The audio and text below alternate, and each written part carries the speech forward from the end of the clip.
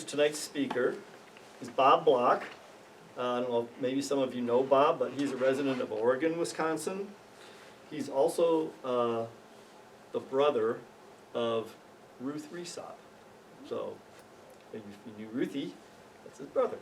But Bob retired from working with the Wisconsin Crime Lab in Madison. He worked there for 34 years. At the time that he retired, he was the head of the Drug Identification Unit.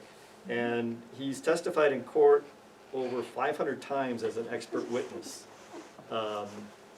with the different things that he had to do for his job. But he's retired now. He's living the good life. And he's an active member of the Oregon Area Historical Society. He has an interest in a number of historical topics, one of them being Wisconsin, or POW camps, and Wisconsin POW camps in particular. And Bob's going to talk to us today about Wisconsin POW camps. So let's give him a round of applause.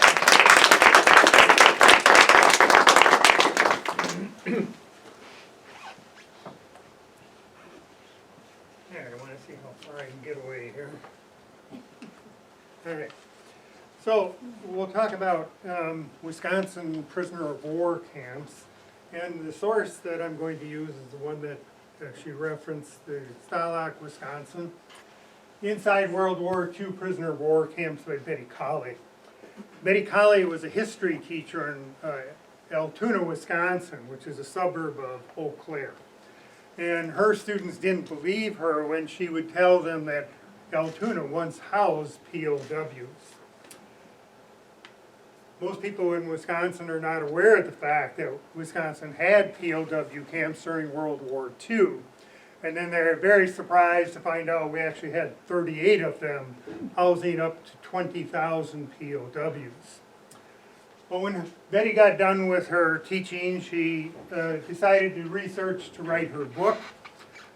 Information was difficult to come by. All the records for the branch camps that were in the National Archives were destroyed in the 1950s. And many of the newspapers would censor any stories related to the war, POWs, or POW camps. But in addition to her research, she also interviewed over 300 people that either were a POW, worked with a POW, or lived in a community that had a POW camp.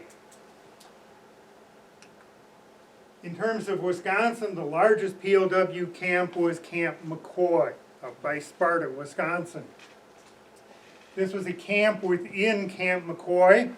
The POW camp was 20 acres in size, surrounded by a double chain link 8-foot fence, had guard towers, guards, and guard dogs. It had 30 to 35 buildings on the ground, consisting of the kitchen, mess hall, barracks, showers. The POWs would do their own cooking. They do their own maintenance of the grounds and barracks and showers, and they do their own laundry. So in essence, the camp was somewhat self-sufficient. Here's a rendering of the drawing of the camp done by a German POW in 1943. It's a pretty good rendering of what the camp may have looked like. The camp opens early in 1942 for the POWs. The camp already exists, and it is in operation and is serving as an internment camp, housing Germans, Italians, and Japanese thought to be a danger to the U.S. You're probably most familiar with the Japanese internment camps in California, where entire Japanese families were put into these internment camps for the duration of the war. But in early 1942, the POWs began to arrive, and the camp will remain open with POWs until it closes in June of 1946. It will house up to 5,000 German POWs, 3,500 Japanese, and 500 Korean. Now I kind of wondered, where did these Koreans come from? And we'll find out in just a minute. Well, this is Ensign Sakamaki. He was one of 10 Japanese naval officers selected, not volunteered, selected to do a suicide mission on Pearl Harbor.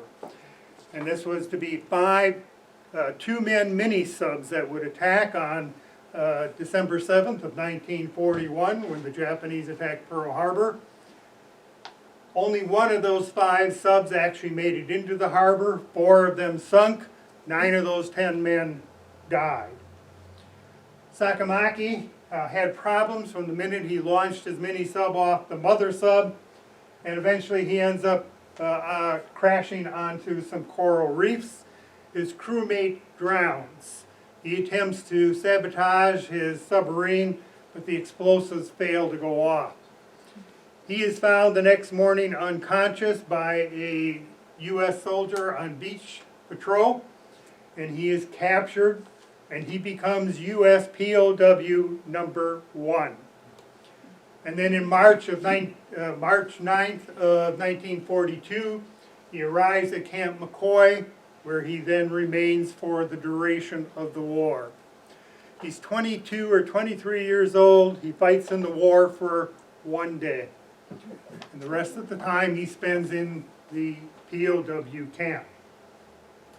He is released at the end of the war, and he returns home.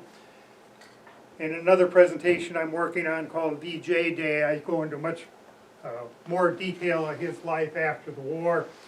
But eventually, 50 years later, he returns to the U.S. to a conference in Fredericksburg, Texas, and he sees his submarine again for the first time after 50 years that he attacked Pearl Harbor with. They also then captured his sub, or recovered his sub. His mini-sub will tour the United States in an effort to raise war bonds. It will travel through 41 states and 2,200 towns. There were 8 war bonds drives during World War II, and those 8 war bond drives raised a total of $185.7 billion, which paid for more than half the cost of the war, which was around $300 billion. Well, they found that the POWs at Camp McCoy tended to be territorial. That is, the Germans stuck in one group, the Japanese in another, the Koreans in a third, and they did not get along with each other. And even within nationalities, they did not get along. So the Nazis did not get along with the non-Nazis. The Nazis would be the party members. The non-Nazis would be not be party members, but they'd be conscripted into the war to fight for Germany. The Nazis would intimidate, harass, and even kill the non-Nazis. While the Japanese Navy and Army POWs were dedicated to the Emperor, they didn't get along with each other. The Army would blame the Navy for not doing a good job of blockading the island and keeping the Americans away from attacking Japan. And there would be more Navy POWs than Army, so the Navy would control the camp. Here's where the Koreans come in. The Koreans were out for revenge against the Japanese. At the beginning of the war, the Japanese would attack many of the Southeast Asian countries, including Korea, and conquer them, and then force the men in those countries to fight the war for Japan. They also found that the Japanese tended to be suicidal, and they will have 5 Japanese suicides at Camp McCoy. Ensign Sakamaki will attempt suicide 4 times. He lives and survives. While the German POWs were allowed to go and work while they were at the POW camps, the Japanese were never allowed to leave the camp. The Japanese have a code of battlefield conduct, which says you do nothing to help the enemy and you fight to the death. And because of that code and the fear of what they may do or attempt to do if they ever escaped, they were never allowed to leave the camp. That doesn't mean they didn't work. It just means their work was always within the camp and they were never allowed to go outside. But we would have some escapes. There'd be 14 Japanese and 4 Germans that will escape. The escapes are fairly short-lived. They're all recovered within a short time, a matter of days, less than a week. To my knowledge, no POW from a U.S. POW camp ever escaped and got back to their home country. Most of the POWs simply accepted their fate, and they simply waited for the war to end and return home. If they were to attempt to escape, they didn't know the language, they had no means of transportation, they had no money, and they would be wearing prison clothes with a big PW on the front and the back. So it'd be pretty obvious where they came from. One German POW said if we'd known we were going to have these luxury quality conditions to live in, with having beds with mattresses, pillows, and blankets, I would have surrendered a whole lot sooner versus sleeping on the top of my tank and fighting until we ran out of ammunition. Another POW said, well, if you were given an opportunity, would you attempt to escape? And he said, why? He said, this is heaven, he said, compared to what we would have back home in our home country. They had it pretty good. And you're going to hear some stories as we go through here on why really there was no real effort to escape. Well, here are the branch camps. They range from Antigo to Hortonville and Janesville to Wisconsin Rapids. And I'll come back to this slide at the very end so you can see, again, whether you may have lived, worked, or grew up in a community or near a community that had a POW camp. If we look at a map of Wisconsin, you can see how these camps are spread throughout the state. 15 of these branch camps will open in June of 1944. The last camp to open is Camp Ashland, which opens in August of 1945. The smallest POW camp will be Camp Ashland with 125 POWs. The two largest branch camps would be Camp Billy Mitchell, which you know today is Mitchell International Airfield, with 3,000 POWs, and Camp Sturgeon Bay with 2,140 POWs. The two shortest run camps are Camp Jefferson and Camp Lake Kesis.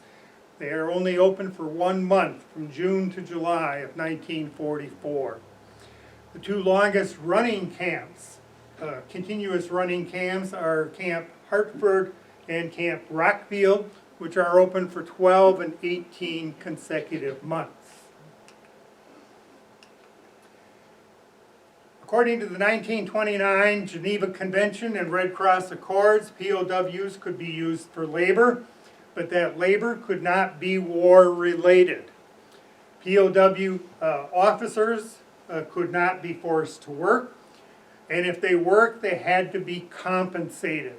And they were paid at a rate of 80 cents a day in camp script, which could only be used and spent at that camp canteen. But in addition to this, they would receive 10 cents a day in gratuity pay. That gratuity pay would be collected and accumulated, and at the end of the war, they would be given that in the form of cash to take with them when they returned to their home country.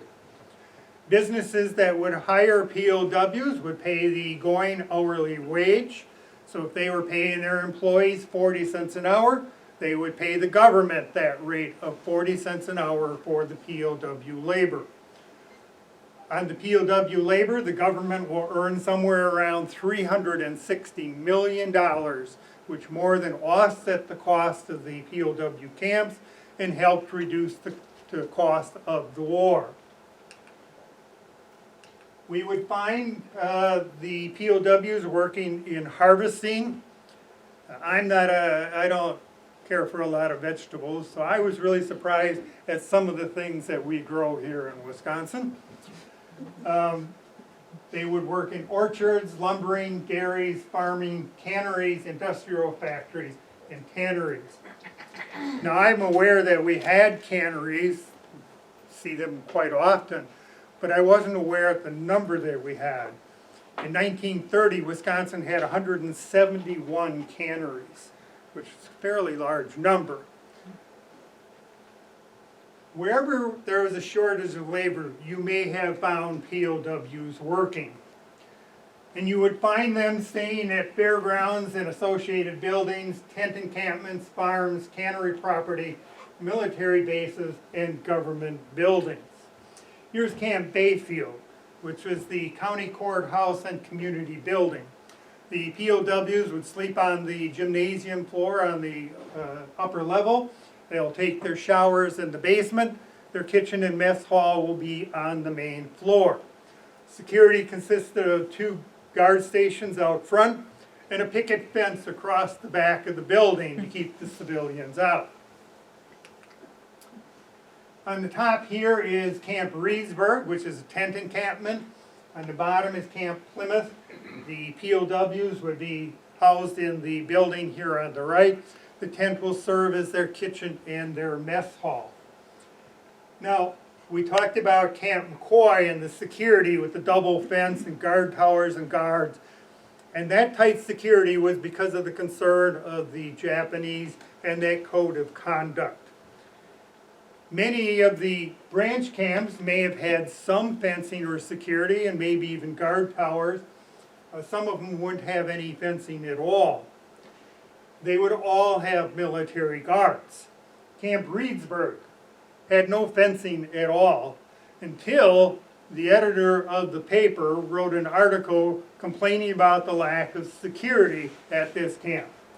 So they went about making sure this camp was secure, and they put a picket fence around the camp. Now, the purpose of the picket fence was not to keep the POWs from escaping. The purpose of the picket fence was to keep the civilians out of the camp. The government did not want civilians and POWs intermingling or interacting. They didn't want to alarm the public. As I mentioned, many people were not even aware of the fact that Wisconsin had POW camps. I have a neighbor that lives down the street from me that grew up in Reedsburg, and they had a POW camp. Never knew about it until she went to one of the presentations. They didn't want that intermingling because they were concerned that we didn't know what these people would do. They're still the enemy. We're bringing them in our backyard. They didn't want to panic the community with the alarm that we would have enemies here in our backyard. And then when the Americans found out how our POWs were being treated overseas, there was concern that the civilians might seek revenge and attack the POWs. Here's Camp Hartford. It was located in Hartford, Wisconsin, and it was at the Swartz Ballroom. It's a pretty fancy place. And this is where the big bands would come to play, like Lawrence Welk and Benny Goodman and so forth. The dance floor was 120 feet across. The ceiling was 65 feet high. It had a 16-foot, 2-ton chandelier hanging inside. Quite a fancy place. This camp will be open year-round because in addition to seasonal crops, they'll have annual crops or work that could be done, such as dairy farms, milk and cheese processing plants, and manufacturing. They would harvest hemp here for rope, as would many of the POW camps. Wisconsin would be one of the largest hemp growers during the war in the United States. And some of that hemp still grows wild today. An interesting story here. There was a farmer who would come and pick up the food waste and take it back to the farm to feed to his pigs. He will complain to the camp commander that he's wasting too much food. So the camp commander solves that problem by going out and buying 10 little piglets and bringing them back to the camp and feeding them the waste food. And when those piglets got big, he would feed them to the POWs. In 1945, this camp would make a total of $250,182 for the government on POW labor. And following the war, the big bands will never come back to the Swartz Ballroom. Well, there aren't a lot of pictures around available for many of the POW camps, This is the one picture I found that was related to Camp Green Lake, which would probably be the closest one to you folks here. This camp was located on the Lawson Farm. You probably know it today as the Lawsonia Golf Course, one of the top golf courses in the Midwest. Here you're seeing the picture of they have arrived by train and they're being picked up by truck and taken to the camp. The officers would be housed in the barns on the property. The enlisted men in the barn. The officers would be in the chicken coop. I kind of thought they'd maybe get a little better place than the chicken coop, but that's where they went. The POWs would either be in the buildings or in tents on the ground. The ground, of course, would be fenced in. And this one was kind of advanced in some sense in that they will be surrounded with lights at night, and the entire camp will be lighted up at night. That would not be the case in many of these. The POWs arrive on January 19th of 1944 by train, as you saw, and then go to the camp. They had a one-day POW strike at this camp, and that was due to a conflict with the administration of the camp. The second in command was a German immigrant that was in the military, and the complaint was he was too lenient with the POWs.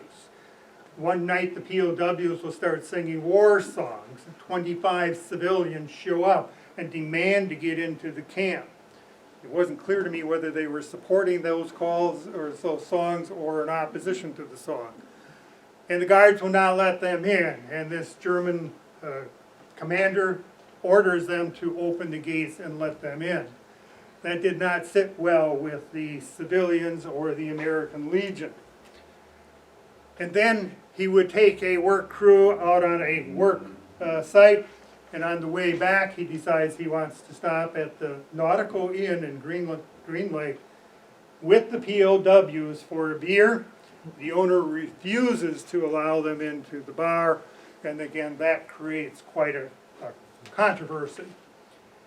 Because of those two actions and the complaints of the community, he is dismissed and sent to another camp, and they get things under order again and things settle down. In July 20th, 1944, two POWs escape and go over the fence, and they head out and they run into a young individual, and they ask him, where is the beach? And of course he's kind of concerned and worried because these are POWs. He tells them where to go, and he runs down and tells the sheriff. And the sheriff comes and they go searching for him, and they find the two POWs. And it was never clear whether they really were trying to escape or if they actually really were looking for a beach to go swimming. And they never got that quite cleared up. The POWs in Camp Green Lake would be shipped to canneries, trucked to canneries within a 25-mile radius of Green Lake. The camp then closes in October of 1944, and it's kind of interesting because there was a Camp Markesan, which is not too far from you. In 1944, you had Green Lake, Camp Green Lake. It did not have a camp in 1945. Markesan was just the reverse. They did not have a camp in 44, but they would have a camp in 1945. I'll mention it when we talk about Markesan. Perhaps the most interesting story about Camp Green Lake. There was an immigrant German family in Milwaukee, and they owned the Deutschland Dairy. The mother decides to take the 16-year-old son and a baby daughter back to Germany to see the grandparents. When they get to Germany, the Germans confiscate the 16-year-old's passport, and they draft him into the military. He becomes a paratrooper. He jumps into the war over Cyprus, and shortly after that, he surrenders to the Allies. He's sent back to the U.S. and he ends up at Camp Green Lake. He tries to convince them that he actually is a U.S. citizen. They tend to believe that he is, but they treat him as a POW, using him as an interpreter for the POWs and the military. At the end of the war, they do not release him, they repatriate him back to Germany, where he then has to apply for a visa, and he does. He eventually is granted the visa and returns to the U.S. Well, let's go over some of the stories of the various camps.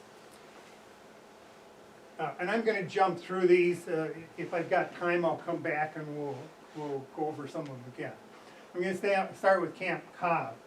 There was a barber here, a German barber, and then he would give free haircuts to the POWs and the guards until the barber complains to the camp commander that he's losing business and money.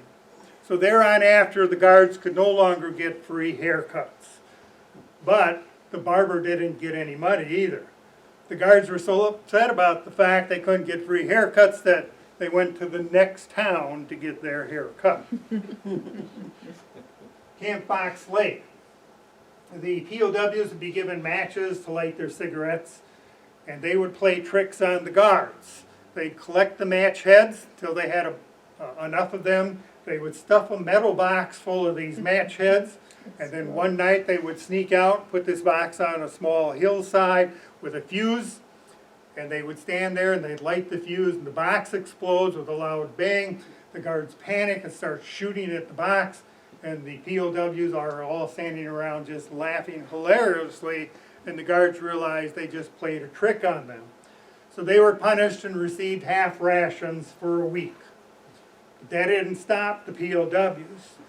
Now they're out cutting down a tree, and in the process of cutting up the branches of that tree, they realized the tree fell on a large skunk and killed the skunk. So they dig a hole and they bury the skunk, they put a little cross, and they all stand around with their heads bowed. And the guards see this and they panic, thinking they had just buried a POW. So they grab their shovels and start digging and find the skunk. And the POWs again are all laughing hilariously. And they again receive the punishment of half rations for a week. But the guards get back at the POWs. The POW Germans like to grow their hair long and comb and groom their hair, and they didn't have the hair creams at the camp like they would back home. And one of the POWs said, well, you know, the hair creams back home have birch sap in them. And so they find a birch tree and they gather the sap, put it in their hair, worked well for combing and styling until it dried. And then it looked like a helmet on their head. So the guards took care of that by shaving all of their heads. Camp Fredonia. This is a new culture for many of the Germans. They are experiencing new things, including food. So this is the first time they taste Jell-O, which they like. They would go to restaurants and one of their favorite desserts would be apple pie. And they had never eaten German potato salad. Camp Galesville. This is a very interesting story. Staff Sergeant Cram is one of 18 of 287 in his unit to survive the Battle of the Bulge. He's captured and he's a German POW. He managed to escape that POW camp and he's captured by the Americans, who thinks he's a German, but he convinces them that he is a U.S. soldier. He's down to 60 pounds. He starts his recovery overseas. He comes back to the U.S. He's at a military medical facility in Chicago. And he's granted a leave of absence, and he goes to his hometown in Galesville.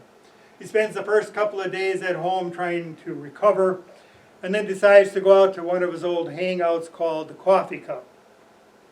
When he walks in, he's astonished to see the Germans sitting having a beer and a good time, and the guards with their rifles leaning against the wall, joining them in that good time. He's furious. So he rushes home, he grabs his Winchester rifle, he goes back to the Coffee Cup, he orders all of the civilians out, he lines up the POWs and the military guard and marches them all back to the camp. The camp commander gets things settled down, and eventually Staff Sergeant ends up back in Chicago. And thereon after, no POWs are ever allowed in downtown Galesville again. In one of the other presentations, one of the staff members said, well, I'm from Galesville, I'm gonna have to check that out. Camp Hortonville is in Bear Creek. They have a sauerkraut factory where the POWs worked. That factory is still there today. The holding company there just mentioned in the news not too long ago that they are making a $12 million addition to this factory, and their corporate headquarters will be in Madison, Wisconsin. Here there is a 17-year-old that drives a school bus. He picks up the POWs, takes them to the factory, and then brings them back. And when he picks them up, the POWs get on the bus, followed by a single military guard. And when he gets on the bus, he takes his rifle and throws it to one of the POWs and sits up front to talk with the driver. He's a little concerned about that until he finally figured out that rifle never had any ammunition in it. There's another story here where a bus again is picking up a load of POWs and is heading back. Gets a short way down the road and realizes they're missing one of the POWs. They turn the bus around to go pick him up, and here he is running down the road to catch up to the bus. Obviously he didn't want to have to walk all the way back to the camp, and he's probably concerned that he was going to miss his supper. But these two stories here kind of tell you if they wanted to escape, they had plenty of opportunities to do so. They didn't need to. They had shelter, they had food, they had clothing, they had work, they could earn money, they had recreation. Why would you want to give that up to go fight a war? And they certainly didn't have to worry about a bomb falling on them or somebody shooting at them. To my knowledge, no POW was ever killed by the military. There were 14 POWs killed. They were killed by Nazi POWs. Camp Janesville, that was located on the southwest corner of Janesville. It was a 10-acre site surrounded by a double barbed wire fence. It actually had guard towers on each end of the camp. Here there was a truck that was taking 17 POWs to a work site. It was involved in an accident. The truck rolls over. 9 of the POWs are hospitalized. No Americans are hurt, and the only American involved is the military guard driving the truck. Now, all of the POWs that worked at the branch camps were German POWs. Remember I said the Japanese were never allowed out. The POWs that would work would come from one of two base camps, either Camp McCoy or Camp Sheridan. Camp Sheridan was located just north of Chicago. And depending on where they worked, if they were living on the grounds of the cannery, they would just walk to the cannery. If they were, say, only a mile away, they would just simply march them. If it was any further than that, then they would truck them.